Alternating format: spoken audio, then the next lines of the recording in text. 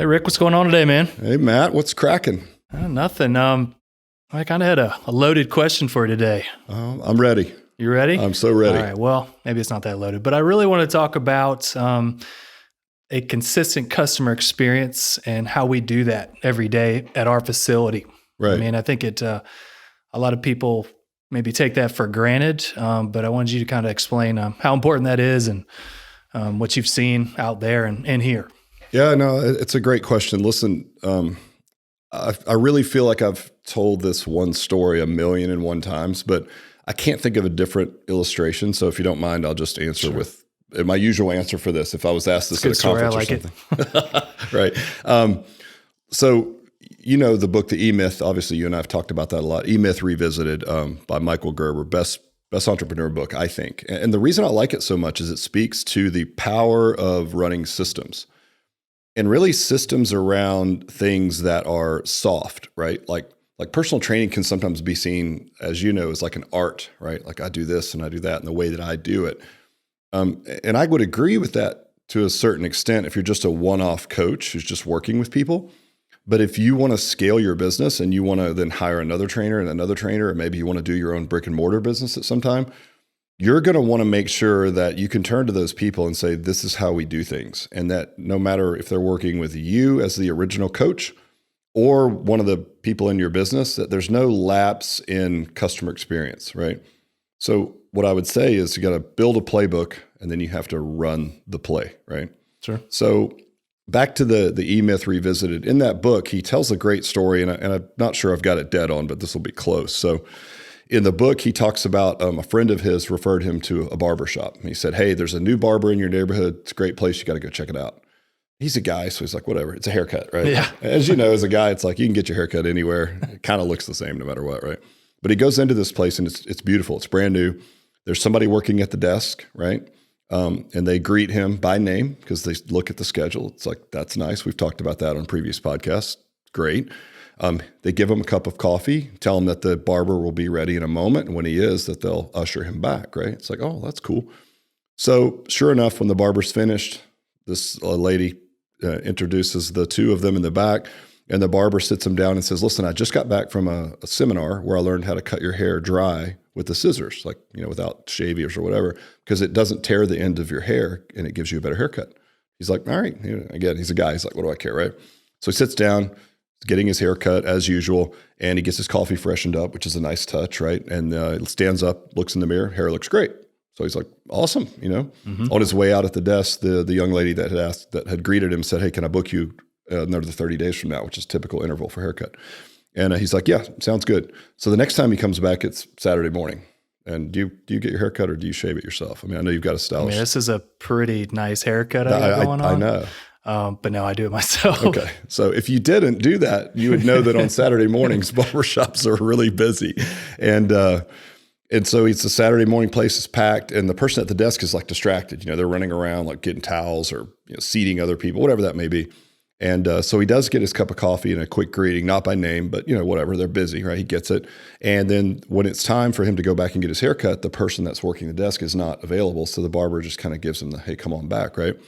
So he goes, sits down, and the barber pulls out the clippers and shaves the back of his head and the sides, and he cuts the top with the scissors. And it's like, yeah, okay, different. But, when he stands up to get his haircut, or when his hair is finished, he looks in the mirror, it looks exactly the same. Right. By the way, his coffee didn't get freshened up, but he gets it. They're super busy, right? Probably we're out of coffee or something, right? Packed place. So on his way out, same question. Do you want to book in another 30 days from now? And he's like, sure. So this time when he comes back, it's over the holidays. So the place is pretty much a ghost town, right? So the barber yells when he comes in, like, hey, so-and-so's out of town. We don't have any coffee made. Do you grab a water if you want? And he's like, nah, I'm good, And when the barber's ready, he calls him back. He sits down in the chair and he grabs a spray bottle, sprays it wet, cuts it with the scissors, right? It's like, huh. What he's done, he stands up and looks in the mirror as usual, and his hair looks the same. Looks great. No big deal, right? This time, the barber walks him to the front and says, hey, do you want to book in another 30 days from now? I'll get you scheduled. And this is what he says in the book. He says, you know what? I'll never go back there again, and it has nothing to do with the haircut. Right. Yeah. Right? I mean, we kind of talked in previous podcasts about those moments and those moments that were really cool and brought him back just got worse every time, right? They did. And here's the thing I want everyone to hear, because we hear this a lot, is that, when we're trying to tell people to run a play, right? Like run the play, right? Whatever that play is, you get a little pushback, right? And people will say like, well, I don't like to bother. My trainers like to do their own thing, right? Like all my trainers give good workouts. And I always jokingly say, I'm pretty sure that that's true. I believe you. I think any of the trainers in your club or any of your businesses can probably give me a really hard workout. I mean, at its worst, they could take me out in the parking lot and make me do burpees until I puke, right? We could argue that the sanity of that, but I could quantify that as a get sweaty, good workout, right? Here's the deal though.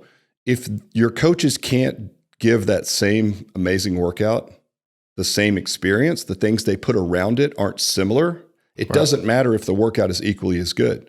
So the illustration of the haircut, every time he stood up and looked in the mirror, he had the same haircut.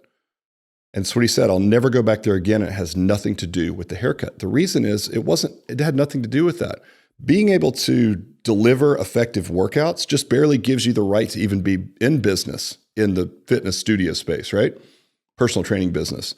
Being able to deliver a great workout with a really amazing customer experience around it, that's really hard.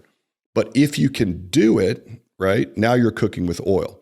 So we try to think of examples. So Anthony, who I had on the podcast a couple of weeks ago, he's over in the women's center that we own. Great coach, right? I mean, you've known him. You've been here as long as he has with him. And I can distinctly remember, it's got to be 8-10 years ago, he was coaching a group training session on a Monday morning. And it was the last round of something. And everyone was fatigued, right? And so he's telling everyone in a way to motivate them, okay, everyone, like last round, everyone try to get 20 reps or something, right? Woo, whatever that is, right? Just trying to excite people. Mm-hmm. Trying to bring a great customer experience. No harm, no foul, maybe, right? Now, as you know, we stress test ourselves by having different coaches coach the same time slots throughout the week. So at that time, we had a completely different coach coaching the Wednesday morning at 6 a.m. Anthony was on the Monday morning at 6 a.m., right? So they'd already been coached through a similar workout. Yep. Wednesday rolls around, new coach is coaching it. They do the warm up, they run the play, right? Introduction, warm up. Everything's like getting ready to 3, 2, 1, start. And one of the clients that was there on Monday raises their hand and says, hey, wait a minute. Do you want us to do 20 of everything? Because that's what Anthony had us do on Monday, right? And I'm not like saying that Anthony did anything wrong. I'm just using this as an illustration that two really good coaches can screw the pooch without knowing it. Sure. By not running the play. And I've said this a million times. I don't care if we're asking for 20, 30, none, push-ups. It doesn't matter. Like we're either all doing it or we're not doing it at all. Because what happens in that customer's mind is, listen, they either like it better because they had a rep range that was brought up and it stuck, right? Or they like it less because they didn't like that. The fact is it's different. Mm-hmm. And even though both workouts, it was literally going to be the same workout, by the way, right? Yep. Same exact protocol. But it felt different because one person asked for 20 reps, next person did not. And there's a disconnect. Yeah. And so, it's like, this isn't some malicious thing that coaches or any team members try to do, to hurt the business. But when you understand it through that lens, it's like, ooh, no, it's really important that we run the play consistently. Yeah, I mean, if you're running a system, right, a training system, it totally screws everything over, and you're really going back to square one where you just have your coach and you can't work out with anybody else because they know me and they know to take care of everything, and that's a problem. So yeah, and it creates sort of again allegiance to one coach versus the other, and people that are listening that are business owners, that's sort of the bane of our existence, right? Is that people get married to one coach. I mean, I'm not going to pretend that you can take the person out of personal training. I mean, there might be someone on your team who you like better because they like the same football team that you do, or you're from the same hometown, or you both like to golf, or whatever that is, right? Sure. That's natural. Mm-hmm. But that doesn't mean that if they reschedule and come at a different time and they're not on that trainer's schedule, that they shouldn't get the exact same experience. Right. They may choose to maybe want to have a beer or lunch with that one person, maybe not the other, but the experience around the workout should be the same. Right. So if that haircut had been cut dry with the scissors like he promised every single time, right? he had always received a cup of coffee or never received a cup of coffee, but it was the same every time, they wouldn't have lost him. There would not have been a disconnect, even though his hair looked exactly the same. So even if your workouts in your gym are all kick ass, but they're all a little bit different and they go down a little bit differently, you underestimate the sort of cognitive and emotional connection that your customers have to an expected customer experience, right? What are some things the coaches can do? I mean, let's be honest. I mean, you're a coach and you may find the way somebody likes to do a certain, exercise, or their injuries. I mean, what are ways that coaches can relay that information and still kind of stay within the system, right? I mean, yeah, no, it's a good question. We've, obviously we started out with what was essentially just a Word document, right? Or actually it just started out as like handwritten notes. So what I would recommend in its essence would be communication tool of some sort that would go from one coach to the other, right? So as an example, I don't know if you've ever stayed at the Ritz-Carlton. I've only done it a handful of times, depending on what city I'm in. It was a gift card. Right, yeah. I mean, listen, I get it, right? But as much as I travel, I've done it a few more times. But, it's funny because you check in and they say like, oh, hello, Mr. Mayo. Do you still like to read the Wall Street Journal? And you're just like, what? I mean, it's like you're blown away. Well, the person working at the desk that asked me that, happen? No, they've been there for 3 weeks. They're reading it. They're reading it off the computer, right? So it's a systematic way to. No, do you like reading the Wall Street Journal? I actually do. Okay. I know. Is that it's pretty sad, but true. I do really enjoy it. I know. Yeah. That's okay. Yeah. Okay. Yeah. Don't. We can still be. Can we still be friends? Yeah, I guess so. Yeah, I like it. Hey, I like sports page too. Okay. Man. All right. Every now and then I like a little Wall Street Journal. I do. But yeah, for them to know that in a systematic way blows me away from a customer service standpoint. They're using technology to drive it, right? So all I'm saying is it's communication. It's like someone communicated to them the original paper that I asked for the first time I stayed there, and they asked, would you still like that every time? And it always blows me away, right? So I would say from a coaching standpoint, right, in a personal training business, that if people are going to be working out with multiple trainers, and even if they're not, that from one workout to the other, there's some communication tool that lets people know what's up. So an example of that would be you come into the gym. You don't need you may have an ache or a pain that doesn't necessitate a complete reprogramming of your program design, right? So you don't have sort of an injury that would require that, right? That would be, hey, listen, I worked in the yard all day yesterday. I laid some sod in my backyard and my back's a little tight and my hamstrings are really sore. Well, that's what you'd expect if you stayed hunched over for 4 or 5 hours, right? That doesn't necessarily mean you have a slipped disc or you've got some kind of a sciatic problem, right? So making notes around that, imagine if you notated that somewhere so that the next time that customer came in, that client, and they were working with a different coach, that they could pull that up and start the session by saying, hey, Matt, look, I know you're a little tender. You laid some sod over the weekend. You came in Monday, you're a little bit tender. Like, how are you feeling today? Yeah, I mean, that's unbelievable. It's huge, right? And it's nothing more than a little bit of effort to record it and then pass it along to whoever needs it, right? And that way it feels a lot like the Ritz-Carlton knowing what type of newspaper that I'd like to read, right? So I would say if you don't have anything, just write it down. Ours went from that to like a spreadsheet and went from there. And now we have a mobile app where you can leave those notes and we can pull up the tiles of the clients we're working with. And we built that for this very reason, what we're talking about today. So that from one coach to the other, right, we would know exactly what this customer needs and be able to deliver it to them. Right. Yeah. Well, I mean, what you need is what they can do, what they can't do. Over time, you learn their likes, dislikes. They literally might hate a certain exercise, and that's okay. I mean, just an exercise.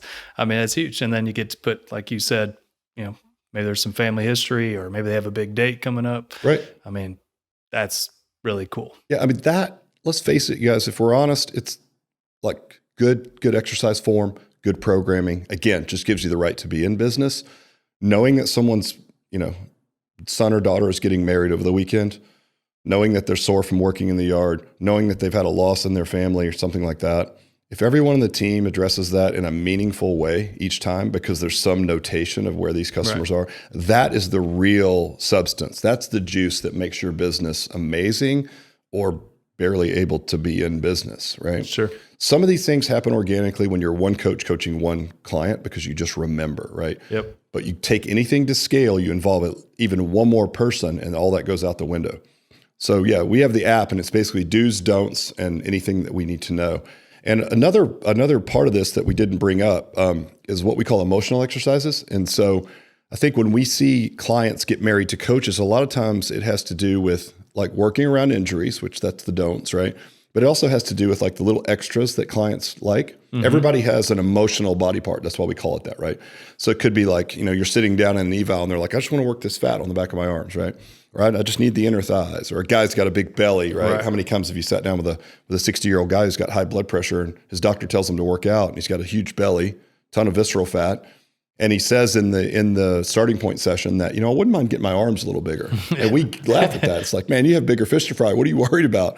But you know what? Think about it. He's a high school kid at heart, probably had a set of dumbbells under his bed when he was a kid, right? Yep. And he still wants to do that. So if you have notes that say, every time Bill works out, he likes to do some arm work at the end of his session. If there's nothing injury related or whatnot that would prevent that, everyone should know that.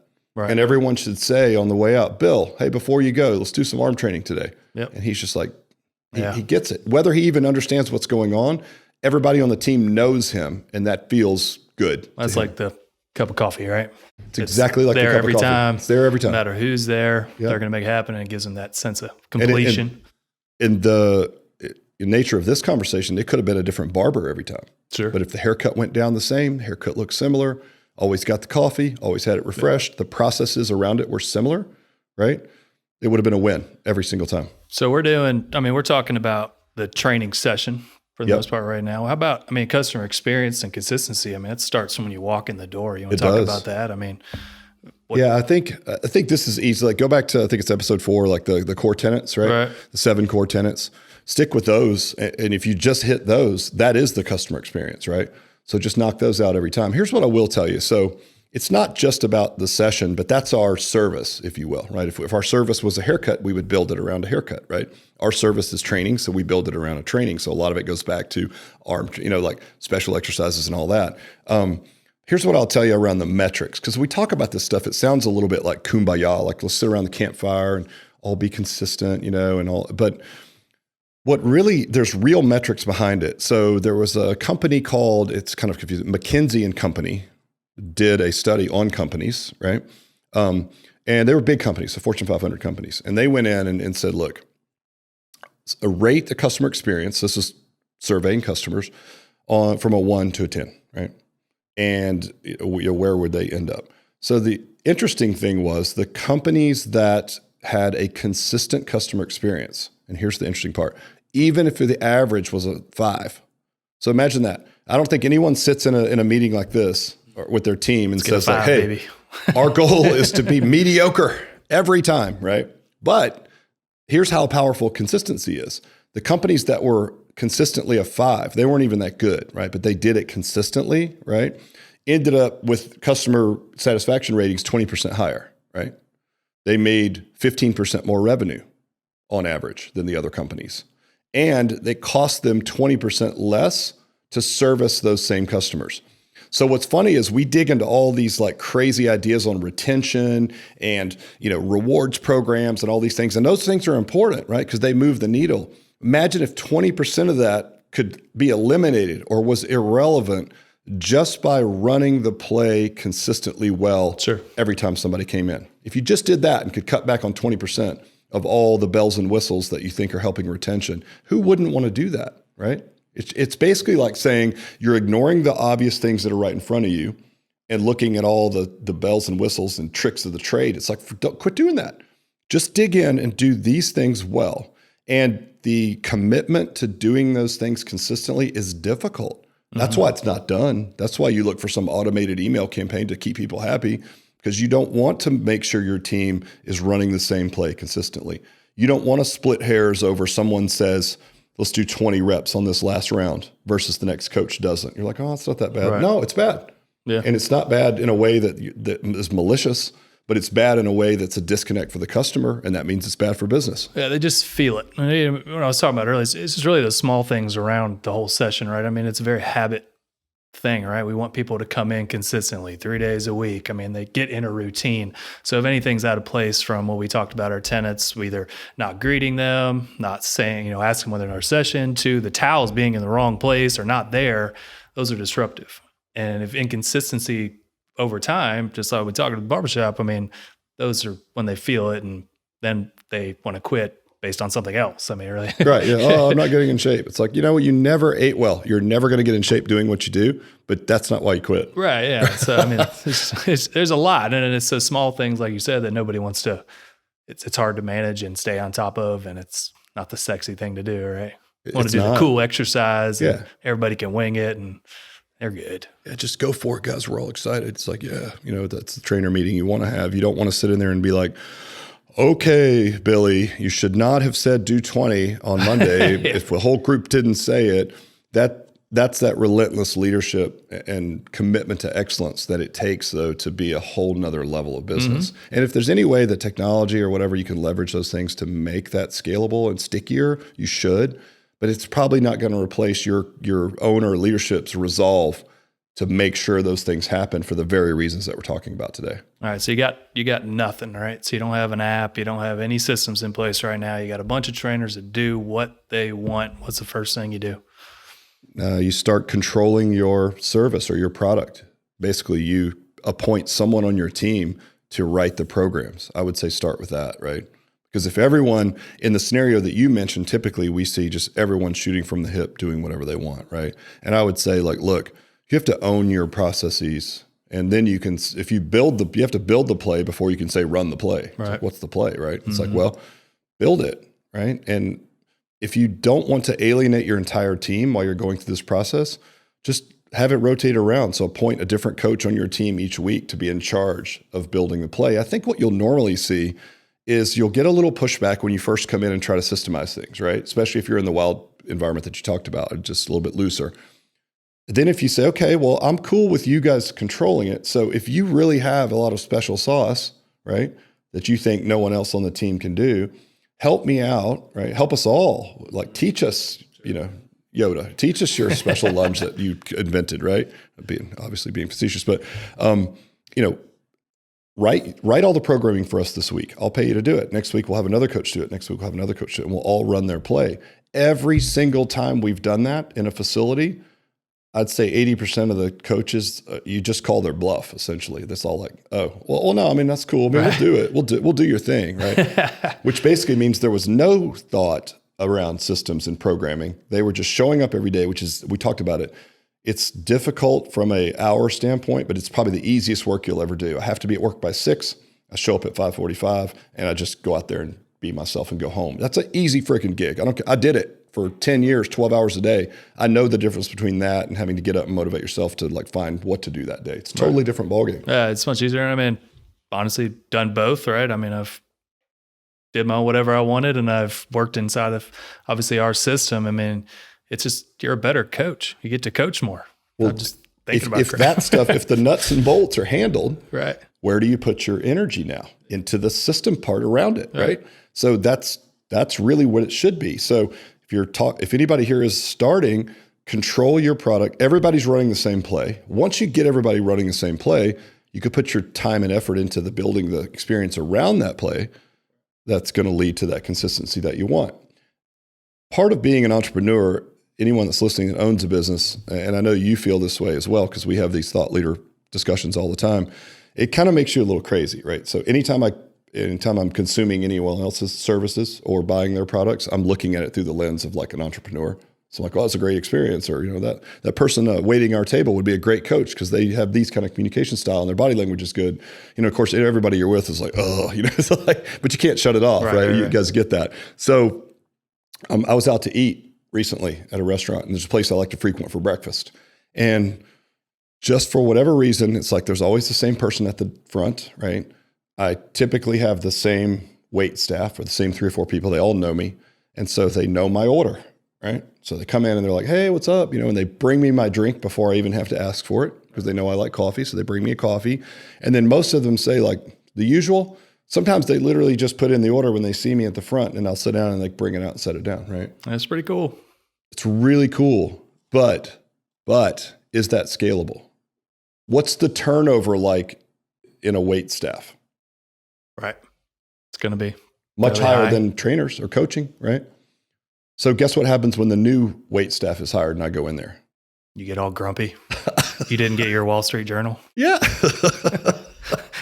I hate to admit it, but yes. Yes. I mean, it's like he's really not nice when he comes in after that. Now I know why. My expectations as a customer are now, everyone knows me. I don't even have to order here. They bring me my coffee, right? So it seems laughable that I would actually admit this out loud on the podcast, but to sit down and have to explain to someone what I like to eat. Do I want cream in my coffee? I'm exacerbated. It's like, but there's clients in our world that's what they think. I mean, you train me long enough, that's it. Yeah. So if you have a customer coming to your gym and all the staff knows them, right? And they just kind of get what they need and they know all the exercises they like, and no one is recording that from one person to the other, and you lose someone on your team or they switch to an evening workout or something like that, believe me, you're going to lose them. Their experience is going to want to train with a new guy. How many times have I heard that? That guy's not going to know what I need to do. It's like, oh, actually they are. We got it. Yeah. So it's just really important. And listen, we use some interesting examples and probably some goofy ones as well. But I just can't speak to this subject enough about running the play and the things around it, that are consistently good. And if you can do that, man, you're really going to set yourself up for success. And if you want to scale your single location, if you want to do multiple locations, that's the only way you can do it. It really is. And provide that top level customer service and experience. All right, cool. Thank you so much. All right, buddy. Good question. Thanks. See ya.